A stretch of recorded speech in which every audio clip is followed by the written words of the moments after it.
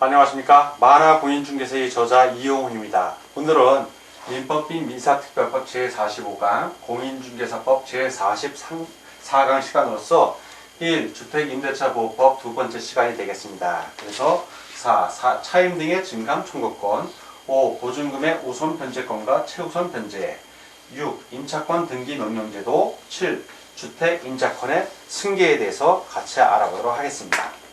먼저 첫 번째, 차임 등의 증감 청구권입니다. 차임 등의 증감 청구권.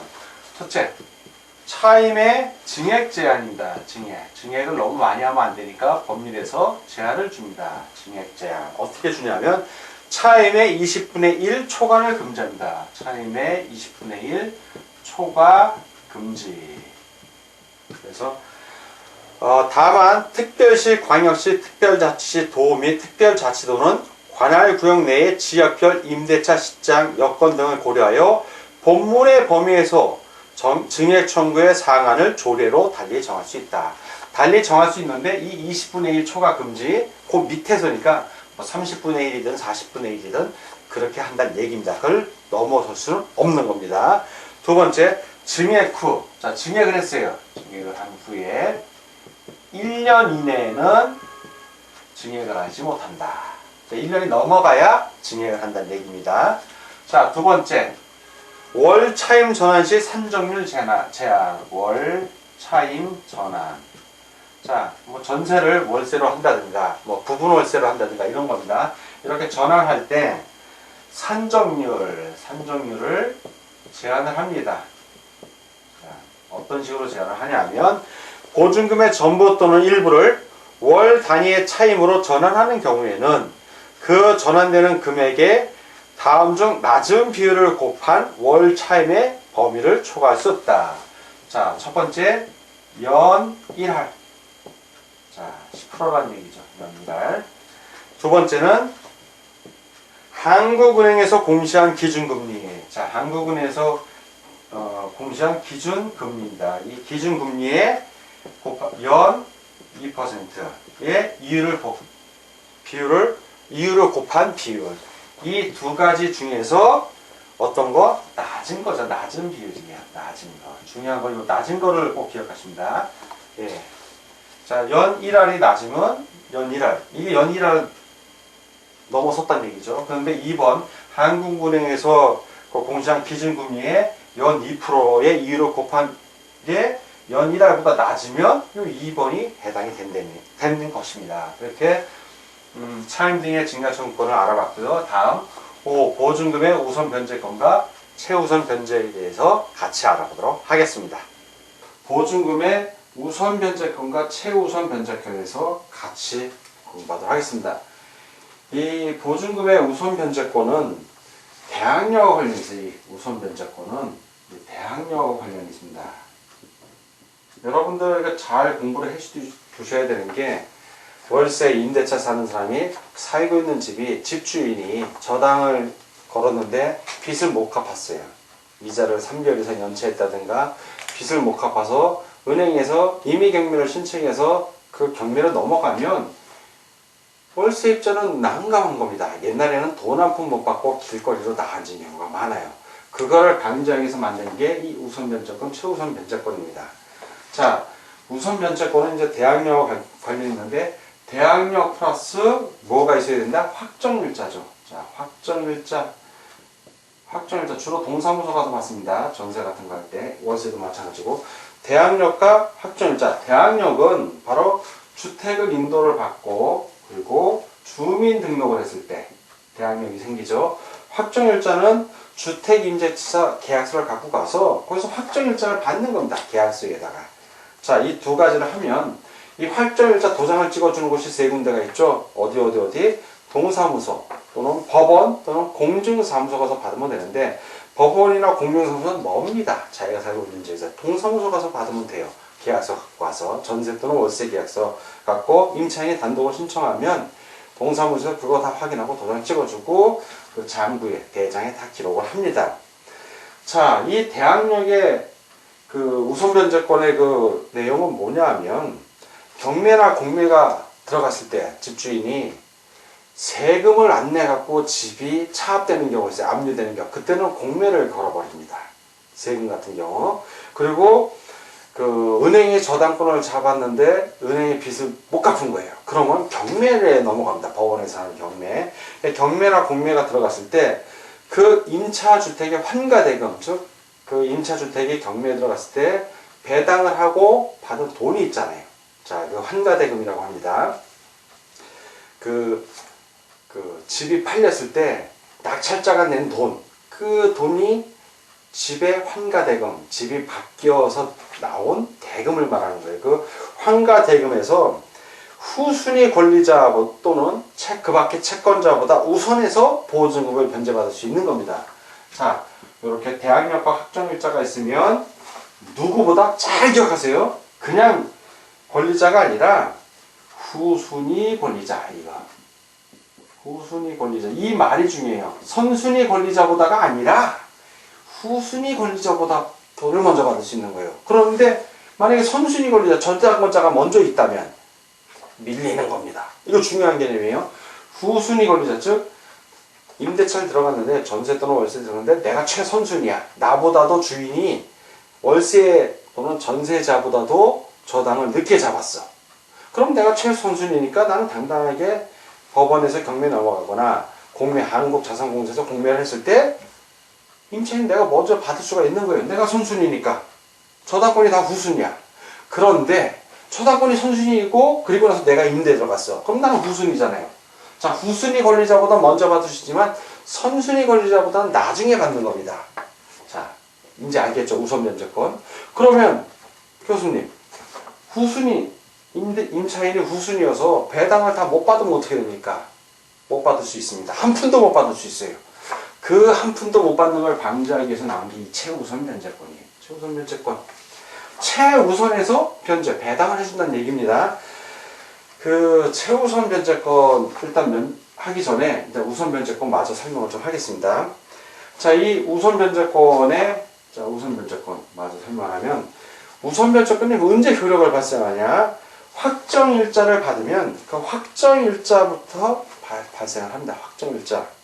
그런데 주민등록을 하잖아요. 우리가 주택을 인도받고 주민등록을 하는데 이 대항력이 물론 확정일자 받은 날부터 우리가 알기로는 확정일자 받은 날부터 힘을 발휘하는데 효력이 효력 우선 변제권의 효력입니다. 효력이 확정일자부터 발생을 하는데 문제는 이 대항력을 갖고 있어야 되는데 대항력과 확정일자가 같이 있어야만 우선 변제권이 있는 거예요. 자, 이렇게 같이 있는데 효력은 확정일자부터 발생을 하는데 문제는 대항력이 주민등록을 하면 주민등록을 하면 그날부터 발생합니까? 그 다음날부터 발생합니다. 그 다음날부터 발생을 해요. 자, 그러면 주민등록 한 날 계약서 들고서 확정일자를 같이 받았어. 자, 주민등록 날짜하고 확정일자가 같은데 대항력은 주민등록 다음 날이야. 자, 그러면 이 우선 변제권의 효력은 여기서 봤을 때 주민등록 한 날, 즉 확정일자 받은 날이 같다면 확정일자 받은 날일까요? 그 다음 날일까요? 이걸 잘 생각해 보세요. 방금 설명한 거에 다 답이 있어요. 대항력과 확정일자를 동시에 갖고 있어야 됩니다. 근데 이 확정일자하고 대항력은 주택을 인도받고 주민등록을 하면 대항력이 발생을 하는데 이 주민등록 그 다음날 발생한다고 여러분들이 배웠잖아요. 자, 그러면 주민등록 다음날 힘을 발휘하니까 이걸 두 개를 다 공통적으로 갖고 있어야 되니까 언제 힘을 발휘한다? 그렇죠. 다음날 발휘하는 거예요. 다음날. 확정일자하고 같다면. 자, 주민등록 대항력을 주민등록 다음날 가졌는데 그 주민등록 다음날 확정일자 받았어. 그러면 역시 그 다음날인 거예요. 자, 주민등록을 했어. 그 다음날도 확정일자를 안 받고 그 모레쯤 가서 확정일자를 받았어. 그러면 두 개가 동시에 있어야 되니까 확정일자가 다음날도 아니고 그 모레가 되는 거예요. 그래서 두 개를 다 받았다면 동시에 받았다면 대항력에 의해서 그 주민등록 다음날이 되는 겁니다. 이걸 꼭 기억해 주시기 바랍니다. 자, 그러면 강제경매 신청권이 있는데 임차인이 강제경매를 신청할 수 있습니다. 자, 임차인이 임대차 기간이 끝나서 돈을 받아야 되는데 돈을 못 받는 거예요. 그러면 임차인이 임차 주택에 대해서 보증금 반환 청구 소송을 합니다. 그래서 확정 판결을 받아. 임차인이 이겼어. 주인이 돈이 없어서 보증금을 안 주니까. 그러면 이거에 준해서 그 채무명의에 기해서 강제 경매를 법원에 신청을 할 수 있습니다. 자, 임차인이 신청을 하는 거예요. 그럼 임차인이 신청할 경우에 반대 채무의 이행 또는 이행의 제공을 집행 개시 요건으로 하지 않는다. 이 얘기는 뭐냐면 내가 임차주택에 살면서 주인이 돈을 안 줘서 보증금을 안 줘요. 기간이 다 됐는데. 그래서 그 보증금 반환 청구 소송을 했고 승소했어. 임차인이. 그러면 반대 채무 이행, 이 집을 비워주고 경매 신청해서 돈을 받아가야 되지만 나는 당장 살 데가 없잖아요. 그래서 반대 채무의 이행을 요건으로 하지 않는다는 얘기는 임차주택에 그대로 살면서 인도하지 않고 그대로 살면서 경매 집행이 가능하다는 얘기입니다. 우선 변제할 때, 즉 배당을 받을 때, 그때는 인도를 해줘야죠. 예, 그때는 인도를 해줘야 됩니다. 그래서 우선 변제권하고 관련해서 판례가 있는데 그 세 가지 한번 한 네 가지 정도 되는데 핵심되는 것만 읽어보겠습니다. 첫째, 보증금의 우선 변제에 관하여 선순위인지 여부는 대항 요건을 구비한 시점이 아니라 확정일자 부여일을 기준으로 판단을 합니다. 이게 첫 번째 판례고, 두 번째, 우선 변제권은 대항력과 확정일자를 모두 갖춰야 한다. 따라서 대항 요건을 갖추기 전에 확정일자를 먼저 받았어도 우선 변제권은 대항력 발생일, 즉 주택의 인도를 받고 주민등록한 그 다음날에 발생합니다. 다음날. 세 번째, 임대차 기간 중에 경매되는 경우 임차인은 우선 변제를 신청할 수 있습니다. 자, 네 번째 판례, 대항력을 취득한 후 주민등록을 이전하였다가 재전입한 경우가 있어요. 그러면 우선 변제권은 재전입한 때로부터 새로이 대항력을 취득하는 겁니다. 자, 이번에는 소액보증금 중에 최우선 변제액에 대해서 같이 공부하도록 하겠습니다. 자, 이번에는 보증금의 우선 변제권과 최우선 변제액, 바로 최우선 변제액, 그 소액보증금 중 최우선 변제액에 대해서 알아보겠습니다. 소액보증금 중 최우선 변제액. 자, 먼저 의입니다. 의는 소액보증금의 임차인. 자, 소액으로 적은 금액이죠. 소액보증금의 임차인은 보증금 중 일정 금액, 그 일정 금액을 최우선 변제액이라 합니다. 그 일정 금액을, 이 소액보증금을 다 보증해 준다는 건 아니고요. 그 중에 일정 금액을 주택가액의 2분의 1 범위, 자, 주택의 가격이 있을 겁니다. 그것의 2분의 1 범위 이내죠. 자, 범위 안에서 다른 담보권자보다 우선하여 변제받을 권리가 있는 겁니다. 자, 그럼 이 요건이 있습니다. 자, 요건. 어떤 요건이 있는가? 요건. 소액임차인은 주택에 대한 경매 신청에 등기 전에, 자, 경매 신청 등기를 할 겁니다. 권리자가. 뭐, 은행의 담보권자라든가, 이런 사람들이, 주인이 빚을 안 갚아서 경매를 신청하게 될 때, 그 경매 신청 등기 전에, 그 전입니다. 전에 해야 돼요. 대항 요건을 갖춰야 합니다. 대항 요건. 대항할 수 있는 요건. 두 가지가 나오죠. 이거 두 개 다 갖춰야 됩니다. 바로 첫째는 주택을 인도하는 것이고요. 즉 주택을 인도받아서 살면 되는 겁니다. 그러니까 소액임차인이. 두 번째는 주민등록을 하는 겁니다. 주민등록지 동사무소 가서 주민등록을 하는 겁니다. 이것이 요건이고요. 자, 그럼 내용 어떻게 구성이 되어 있는가? 자, 2023년 2월 21일 2023년 2월 21일 그 이전에도 계속 규정이 있었을 겁니다.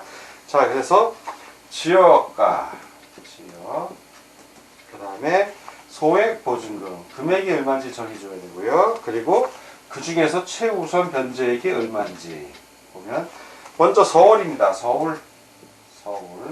서울의 경우 소액보증금은 1억, 자, 1억 6천 5백만원, 자, 이하입니다.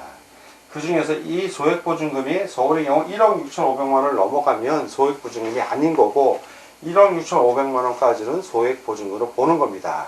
그 중에서 최우선으로 변제해주는 금액은 얼마다? 5,500만 원 이하입니다. 자, 이게 서울이고요. 자, 그 다음에 수도권 중 과밀 억제권이요. 자, 과밀 억제권이요. 그리고 세종, 용인, 화성, 김포. 자, 이 수도권을 과밀 억제권에 인천은 포함됩니다. 그래서 이 경우에는 1억. 그 다음에 4,500만 원 이하입니다. 자, 그 중에서 소액보증금이 그렇게 되고요. 그 중에서 최우선 변제액은 4,800만 원까지만 인정됩니다. 4,800만 원 이하. 자, 다음은 광역시입니다. 광역시 플러스 그 안산, 광주, 파주, 이천, 평택 이렇게 이런 도시들. 이런 경우에 소액보증금은 8,500만 원 이하입니다. 8,500만 원 이하이고 그 중에서 최우선 변제액은 2,800만 원 이하가 됩니다.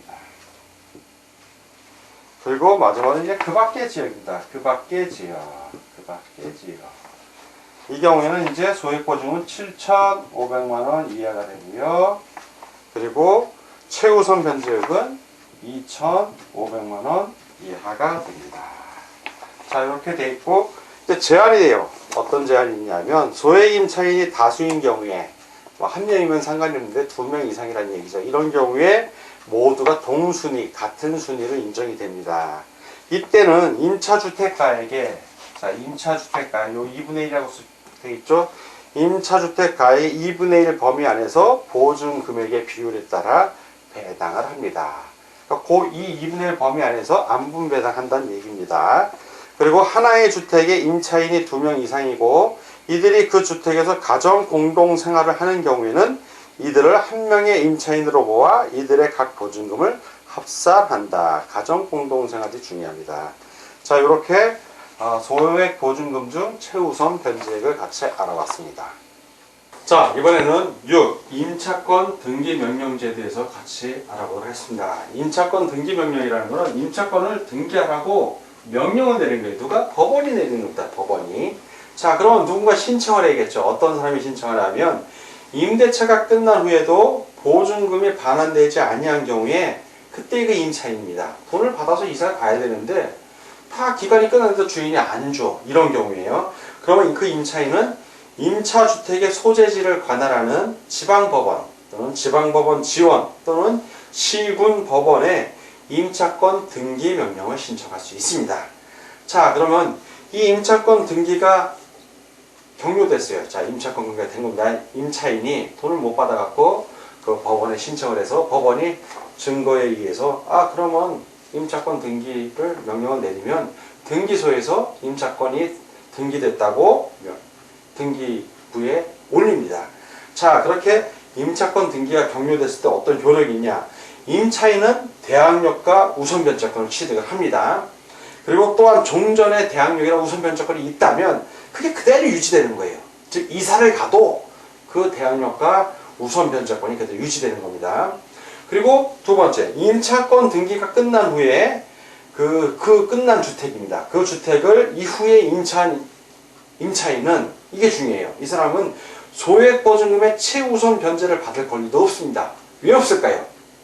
자, 법원의 등기부에 다 등기 기록이 있잖아요. 그 주택이 임차권 등기가 돼 있는지 아닌지 다 있기 때문에 소액 임차인이라 하더라도 권리가 없는 게 자신의 권리는 자기가 찾아야 돼요.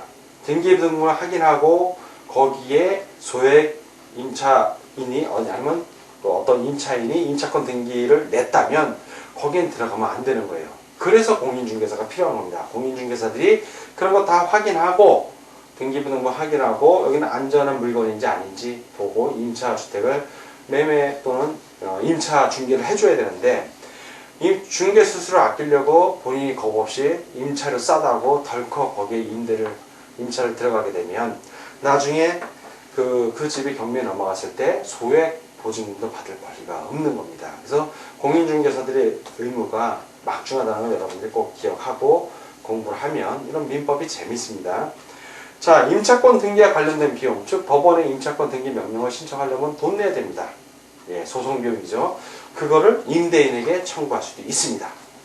자, 이렇게 임차권 등기 명령 제도를 좀 마무리하고, 다음은 이제 주택 임차권의 승계. 자, 거의 일어나지 않습니다만 간혹 일어나기 때문에 이런 규정을 두는 겁니다. 주택 임차권을 어떻게 승계를 하나? 자, 그러면 먼저 임차인이 상속인이 있을 수도 있고 상속인이 없는 경우가 있고 상속인이 있는 경우가 있습니다. 자, 이 임차권을 상속받을 수 있는 사람이 없는 경우가 있을 수 있겠죠. 자, 이럴 때 사실혼의 배우자가 있다면, 자, 사실혼의 배우자입니다. 이건 사실혼. 실제 만약에 법적으로 결혼을 했으면 상속인이 되는 거고, 법적으로 결혼을 안 했으면 동거인을 생각하시면 됩니다. 사실혼의 배우자. 이 배우자가 그 임차인과 가정 공동생활을 하고 있습니다. 자, 공동생활을 하고 있다면, 가정 공동생활을 하고 있다면, 사실상의 혼인관계에 있는 자가 임차인의 권리와 의무를 단독 승계합니다. 자, 단독 승계예요. 사실혼의 배우자가. 그런데 사실혼의 이 배우자가 공동생활을 하고 있지 않아. 아까는 하고 있었는데 지금 하고 있지를 않아. 자, 그렇게 되면 어디로 간다? 요거는 국고로 귀속이 됩니다. 국고로 귀속이 되는 거예요. 자, 임차인 사망 당시에 이제 상속인이 있는 경우입니다. 상속인이 있는 경우.